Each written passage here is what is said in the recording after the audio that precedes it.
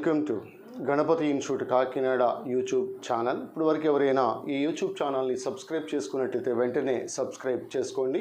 ఈ video class యందు September 25 2020కి సంబంధించిన డైలీ కరెంట్ అఫైర్స్ అదేవిధంగా జనరల్ స్టడీస్ అంశాలను పరిశీలిద్దాం. ముఖ్యంగా ఈ కరెంట్ అఫైర్స్ క్లాసెస్ అదేవిధంగా జనరల్ స్టడీస్ క్లాసెస్ అనేవి ఈ సబ్ ఇన్స్పెక్టర్స్ మరియు కానిస్టేబుల్ అభ్యర్థుల్ని దృష్టిలో పెట్టుకుని ఈ current affairs daily current affairs అదేవిధంగా జనరల్ స్టడీస్ అంశాలను ప్రతిరోజు కూడా చేయటం జరుగుతూ ఉంది. సో కావున ఆంధ్రప్రదేశ్ అదేవిధంగా ఆంధ్రప్రదేశ్ మరియు తెలంగాణ రాష్ట్రాల్లో ఉన్నటువంటి తెలుగు విద్యార్థులు ఈ కరెంట్ అఫైర్స్ క్లాసెస్ని అవైల్ చేసుకోవాల్సిందిగా కోరుతూ ఉన్నాను. ఛానల్ని సబ్స్క్రైబ్ చేసుకోండి. సో ఈ వీడియో క్లాస్ కింద సెప్టెంబర్ 25, 2020కి సంబంధించిన డైలీ కరెంట్ అఫైర్స్ని పరిశీలిద్దాం. ముందుగా concept number 1, UNEP regional ambassador of India. So ఒక ప్రాంతీయ అంబాసిడర్గా భారతదేశంలో ఈ ఐక్యరాజ్య సమితికి సంబంధించినటువంటి ఒక సంస్థ UNEP, United Nations Environment Programme అని పిలుస్తాం. ఈ యుఎన్ఈపి ఈ భారతదేశంలో ఒక రీజనల్ అంబాసిడర్గా ఈ అమ్మాయి ఖుషీ చిందాలియాను నియమించడాన్ని గమనించాలి. ఖుషీ చిందాలియా సూరత్కు చెందినటువంటి 17 సంవత్సరాల అమ్మాయి. ఈ ఖుషీ చిందాలియా నియామకం జరిగినట్టుగా గుర్తుపెట్టుకోవాలి. UNEP, United Nations Environment Programme అని పిలుస్తాం. ఇది 1972లో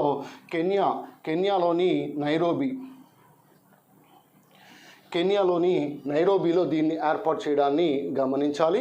సో దీనికి ప్రస్తుతం రీజనల్ అంబాసిడర్ ఆఫ్ ఇండియాగా ఖుషీ చిందాలియా, షీఈస్ ఫ్రమ్ సూరత్గా మనం గుర్తుపెట్టుకోవచ్చు. అయితే ఇక్కడ మనకి ఈ యుఎన్ఈపికి ఎగ్జిక్యూటివ్ డైరెక్టర్గా ఇంగర్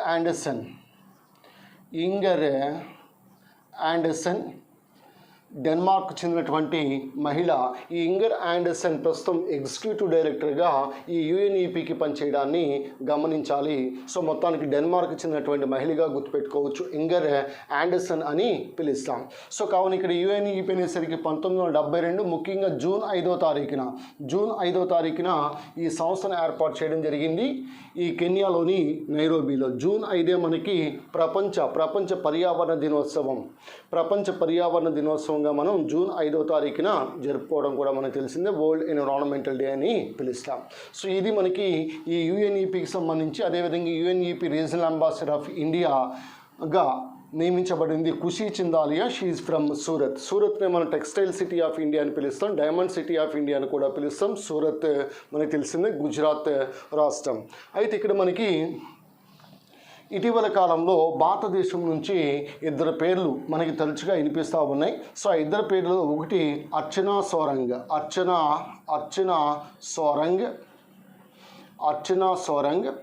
2 ఉదిత్ సింఘాల్. సో వీరికి సంబంధించి మీరు కామెంట్ రూపంలో తెలియచేయగలరని కోరుతా ఉన్నాను.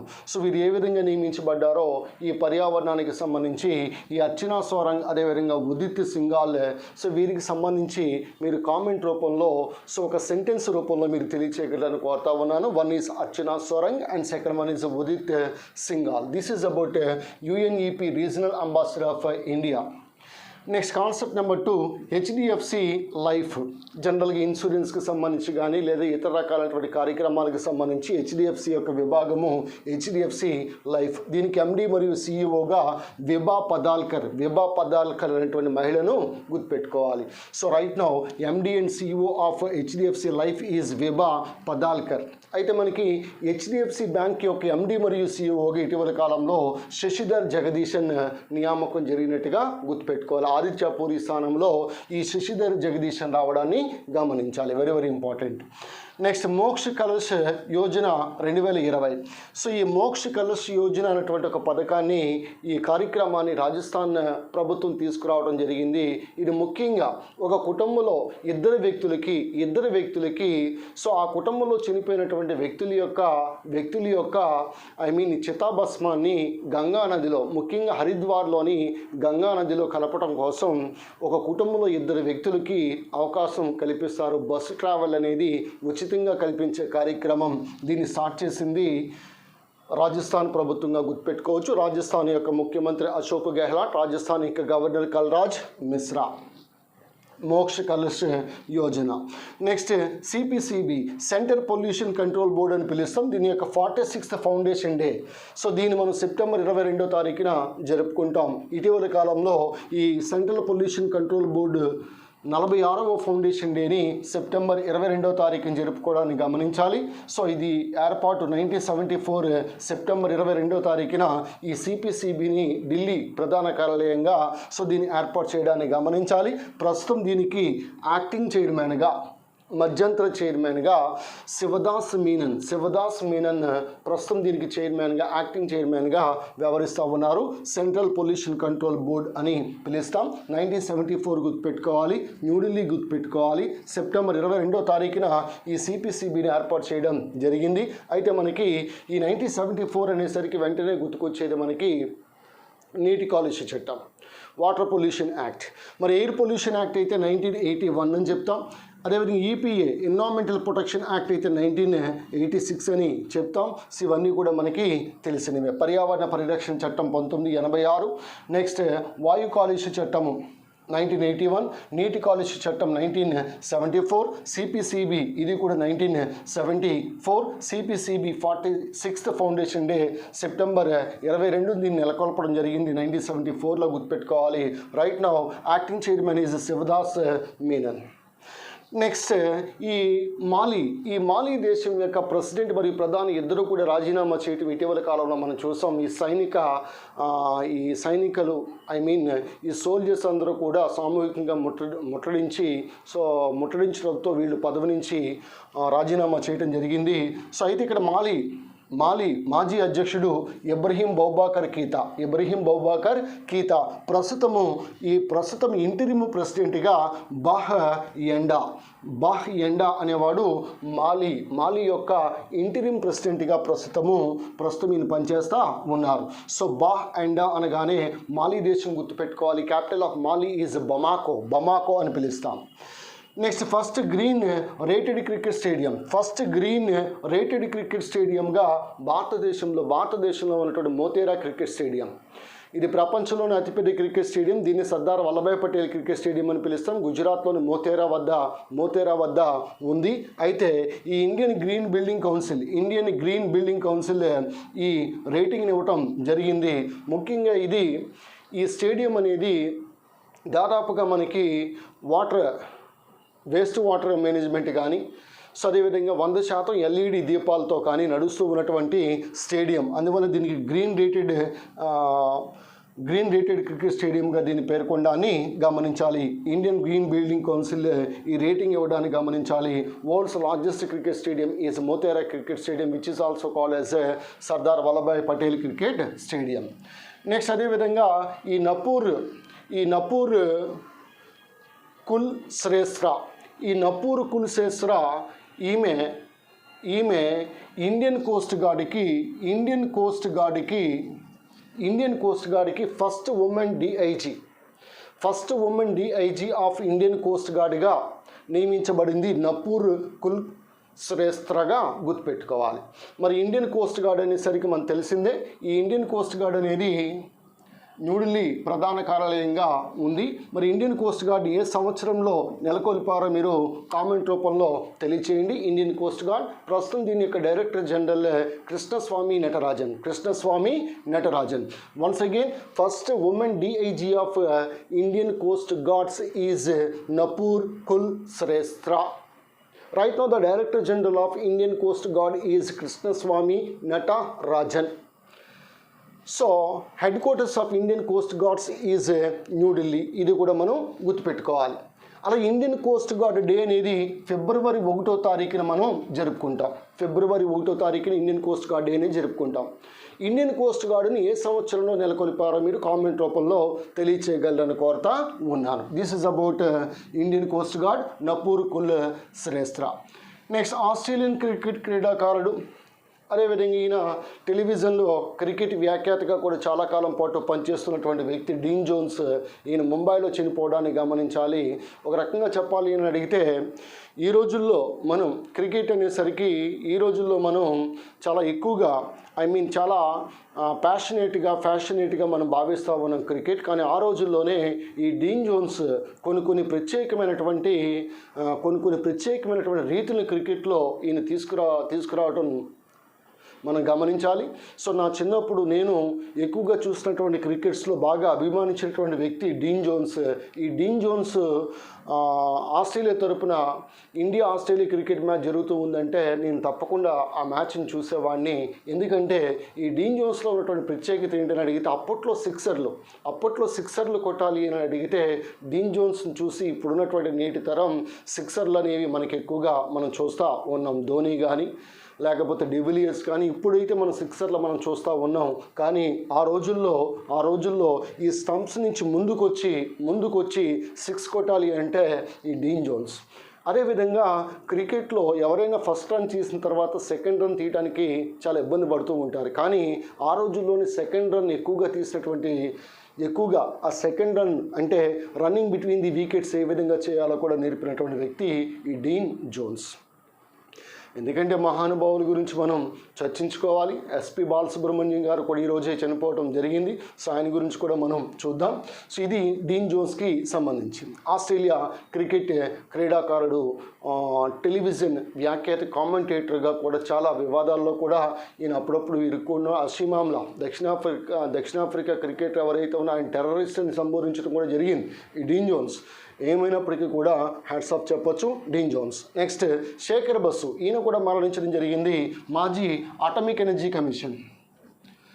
ఈ అటామిక్ ఎనర్జీ కమిషన్ ఏ సంవత్సరంలో ఏర్పాటు చేస్తారో కామెంట్ రూపంలో తెలియచేయండి. ఈ మాజీ atomic energy commission chairman Shekhar Basu మరణించడం గమనించాలి. ప్రస్తుత అటామిక్ ఎనర్జీ కమిషన్ కేఎన్ వ్యాస్గా గుర్తుపెట్టుకోవచ్చు, కేఎన్ వ్యాస్. అయితే ఇక్కడ మనకి ఈ అటామిక్ ఎనర్జీ కమిషన్ ఆధ్వర్యంలో భారతదేశంలో ఒక 5 సంస్థలని మనం గుర్తుపెట్టుకోవాలి. ఈ 5 సంస్థల్లో ఒక సంస్థ అనేది Indira Gandhi centre for atomic research. Indira Gandhi centre for atomic research ఎక్కడ ఉంది? కల్పకం, తమిళనాడులో ఉంది. ఈ 5 రీసెర్చ్ సెంటర్స్ కూడా ఏఈసి ఆధ్వర్యంలో పనిచేస్తూ ఉంటాయి. Indira Gandhi centre for advanced research ఇది కల్పకం, తమిళనాడులో ఉంది. అదేవిధంగా బాబా అటామిక్ రీసెర్చ్ సెంటర్ ఇది ముంబైలో ఉంది. బార్క్ అనేది ముంబైలో ఉంటాన్ని గమనించాలి. అలాగే Raja Ramanna centre for advanced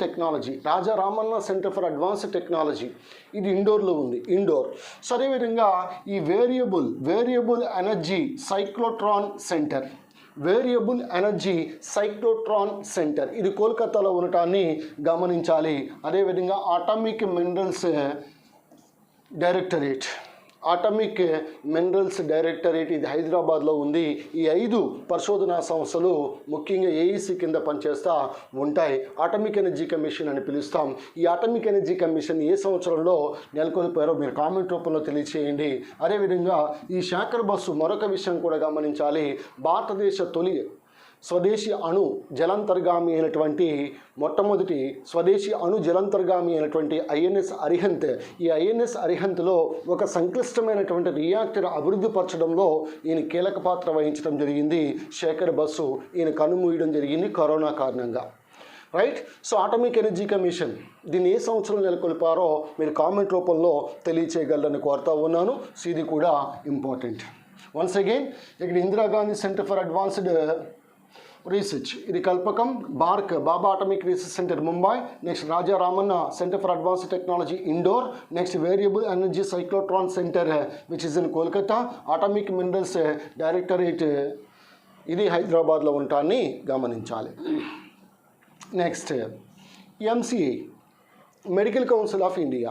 ఈ మెడికల్ కౌన్సిల్ ఆఫ్ ఇండియాని కాస్త నేషనల్ మెడికల్ కమిషన్గా పేరు మార్చడాన్ని గమనించాలి. మెడికల్ కౌన్సిల్ ఆఫ్ ఇండియా దీన్ని కాస్త నేషనల్ మెడికల్ కమిషన్గా పేరు మార్చారు, జాతీయ వైద్య కమిషన్గా పేరు మార్చారు. ఇదివరకు భారత వైద్య మండలి, ఇప్పుడు జాతీయ వైద్య కమిషన్గా పేరు మార్చడాన్ని గమనించాలి. ప్రస్తుతం దీని యొక్క చైర్మన్గా సురేష్ చంద్ర శర్మ నియామకం జరిగింది. సురేష్ చంద్ర శర్మ. కాబట్టి ఇప్పుడు ప్రస్తుతం మెడికల్ కౌన్సిల్ ఆఫ్ ఇండియా అనకూడదు, దీన్ని నేషనల్ మెడికల్ కమిషన్ అని పిలవాలి. ప్రస్తుతం దీని యొక్క చైర్మన్ సురేష్ చంద్ర శర్మగా మనం గుర్తుపెట్టుకోవచ్చు. నెక్స్ట్ ఈ గోల్, దీన్ని కచిడి చేప, కచిలి చేప, కచిడి గోల్ చేప అని మనం పిలుస్తూ ఉంటాం. ఇటీవల కాలంలో మనకి ఈ భారతీయ జాలర్లకి, ముఖ్యంగా ఆంధ్రప్రదేశ్ జాలర్లకి పంట పడినట్లే ఈ చేప కనుక దొరికినట్లయితే దాదాపుగా 4 నుంచి 5 లక్షలు, ఒక్కొక్కసారి 8 లక్షలు, అందులో మగ చేప దొరికిందంటే ఇంకా పండగ. ఆడ చేప దొరికితే పెద్దగా దానికి తక్కువ రేటు పలుకుతుంది, కానీ మగ చేప దొరికితే ఇంకా అదృష్టం. 4 లక్షలు 5 లక్షలు.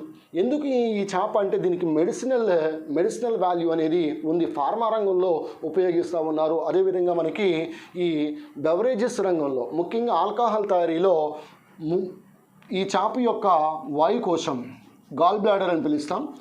ఈ వాయుకోశం నుంచి ఐజిమ్ గ్లాస్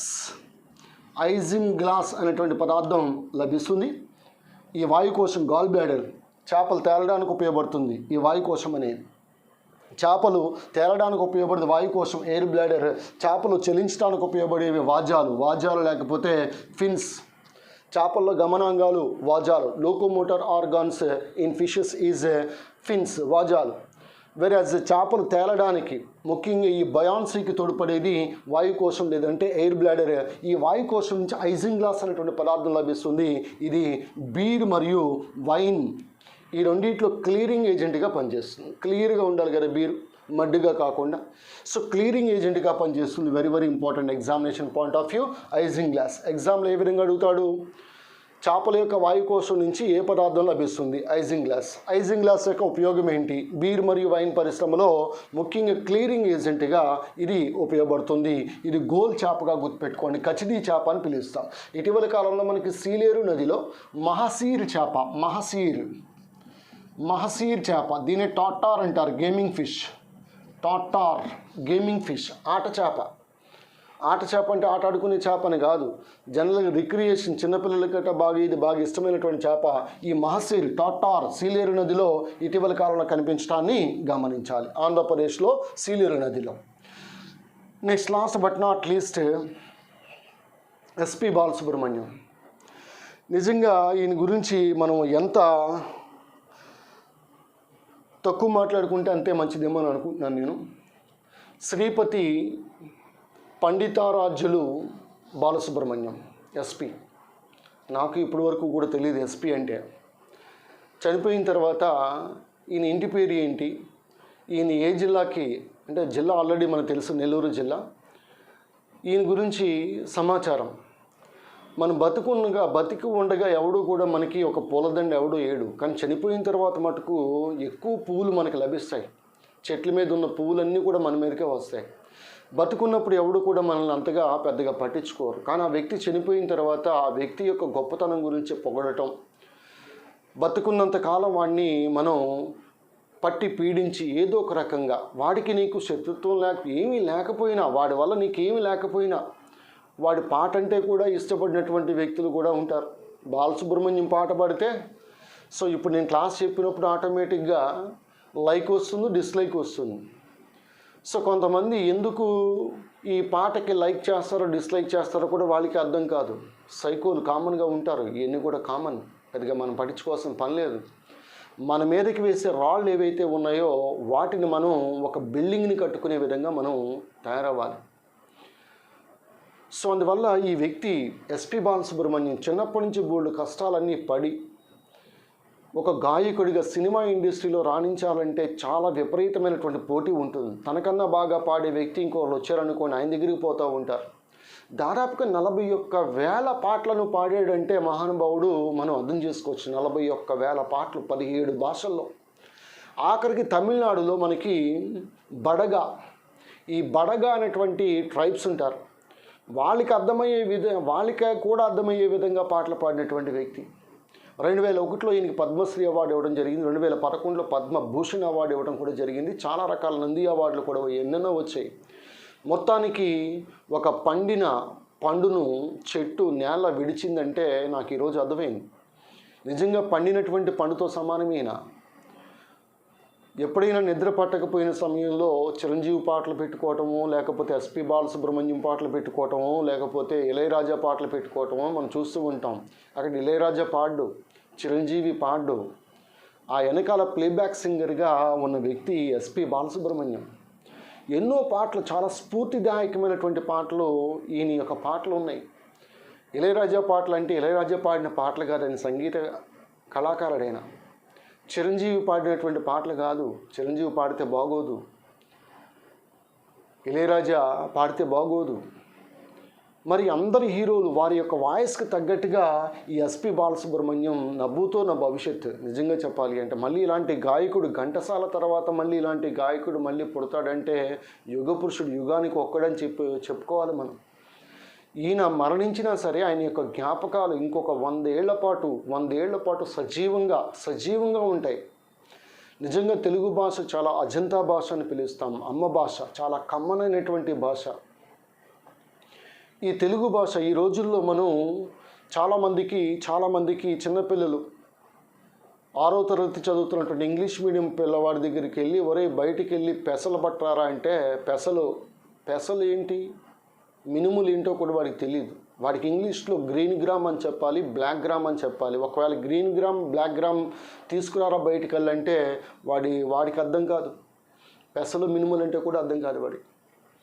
సో అలా మనకి ఈ తెలుగు భాషలో ఇంకొక 100 కాదు 1000 సంవత్సరాలైనా సరే ఈ ఎస్పి బాలసుబ్రహ్మణ్యం యొక్క పాటలు అనేవి సజీవంగా ఉండిపోతాయి. నిజంగా మనం పడుకునేటప్పుడు ఆ పాటలు పెట్టుకుని పడుకుంటే హ్యాపీగా మైండ్కి ప్రశాంతత అనేది వస్తుంది. ఒక అన్నమయ్య సాంగ్ తీసుకున్నా, you can take any song, అందులోనూ తెలుగు భాషలో ఇన్ని సాంగ్స్ లభించడం అనేది చాలా అద్భుతమైన విషయం. ఏ ఇంగ్లీష్ సాంగ్ పెట్టుకుంటే మనకి ఏం అర్థం కాదు, తమిళ సాంగ్ పెట్టుకున్నా ఏం అర్థం కాదు, హిందీ సాంగ్ పెట్టుకున్నా ఏం అర్థం కాదు. ఎప్పుడూ మనం పెట్టుకునేవి తెలుగుకి సంబంధించినటువంటి సాంగ్సే. నిజంగా ఈయనకి హ్యాండ్స్ ఆఫ్ చెప్పొచ్చు, చేతులు ఎత్తి కూడా మొక్కొచ్చు. ఎస్పి బాలసుబ్రహ్మణ్యం చాలా కష్టాలు అనుభవించి మంచి స్టేజ్కి రావటం అనేది జరిగింది. ఒకానొక సమయంలో గిన్నిస్ బుక్ ఆఫ్ వరల్డ్ రికార్డులో కూడా ఈయన స్థానం సంపాదించుకోవాలనేటువంటి ఆరాటపడినటువంటి వ్యక్తి ఎస్పి బాలసుబ్రహ్మణ్యం అని పిలుస్తాం. శ్రీపతి పండితారాజుల బాలసుబ్రహ్మణ్యం అని పిలుస్తాం. సో మొత్తానికి ఈయన ఆత్మ శాంతించాలని కోరుకుందాం. ఈయన కూడా కరోనా బారిన పడి చనిపోవటం జరిగింది. సో ఏమైనప్పటికీ కూడా కొంతమంది యొక్క వయసు మనకి కనిపించదు. 74 సంవత్సరాల వయసులో చనిపోవడం జరిగింది. సో ఇంకా 74 అంటే మనం ఆశ్చర్యపోతూ ఉన్నాం. ఇంకా 59 లేదా 60లో మనకు కనిపిస్తూ ఉంటారు ఆయన. అలాగే డీన్ జోన్స్, ఈయన కూడా అంతే, దాదాపుగా 59 సంవత్సరాల వయసులో ఈయన చనిపోవడం జరిగింది. సో మనిషి యొక్క ఆయుష్ అనేది మనకి life span of human being is two short. 60 years average life span of human being is 60 years. 60 సంవత్సరాల కన్నా ఎక్కువ బతకడం అంటే చాలా కష్టం. అలాంటిది ఇన్ని సంవత్సరాల పాటు నెట్టుకుని రావటం, ఈ కరోనా టైంలో చాలామంది వృద్ధులు బలైపోవటం, యువకుల కారణంగా వృద్ధులు బలైపోవటం మనం చూస్తూనే ఉన్నాం. ఎనీహో ఈయన యొక్క ఆత్మ శాంతించాలని ఆ భగవంతుని కోరుకుందాం. ఇది మనకి సెప్టెంబర్ 25, 2020కి సంబంధించినటువంటి డైలీ కరెంట్ అఫైర్స్, అదేవిధంగా జనరల్ స్టడీస్ అంశాలు. ఏవైతే నేను కామెంట్ రూపంలో మిమ్మల్ని అడిగానో వాటిని కామెంట్ రూపంలో తప్పనిసరిగా, వీడియో చూసేవాళ్ళు వ్యూస్ ఉంటాయి కానీ వాళ్ళు కామెంట్ చేయడం లేదు. మనకెందుకులే, ఎవడదో పెట్టింది మనం చూసుకుందాం అని చెప్పేసి. ఎవడో పెట్టింది నువ్వు తినడం ఎందుకు? సో నీకు నువ్వే వండుకోవాలి. ఇది మరీ చెప్తా ఉన్నా. సో చాలామంది విద్యార్థులు మంచిగా నీట్గా కామెంట్స్ పెడతా ఉన్నారు. ఇక్కడ అటామిక్ ఎనర్జీ కమిషన్ ఎప్పుడు ఏర్పడిందని చెప్పడం జరిగింది. ఒకసారి నీకు తెలియకపోతే గూగుల్లోకి వెళ్ళు. నెక్స్ట్ అదేవిధంగా ఇండియన్ కోస్ట్ గార్డ్ ఇది ఏ సంవత్సరంలో ఏర్పడిందో కామెంట్ రూపంలో అడగడం జరిగింది. అలాగే అర్చనా సోరంగ్, ఉదిత్ సింఘాల్కి సంబంధించి కూడా క్వశ్చన్ అడగటం జరిగింది. సో కావున వీటికి సంబంధించి ఆన్సర్స్ కామెంట్ రూపంలో తెలియచేయగలరని కోరుతా ఉన్నాను. This is yours Ganapathi sir from Ganapathi Institute Kakinada, Andhra Pradesh.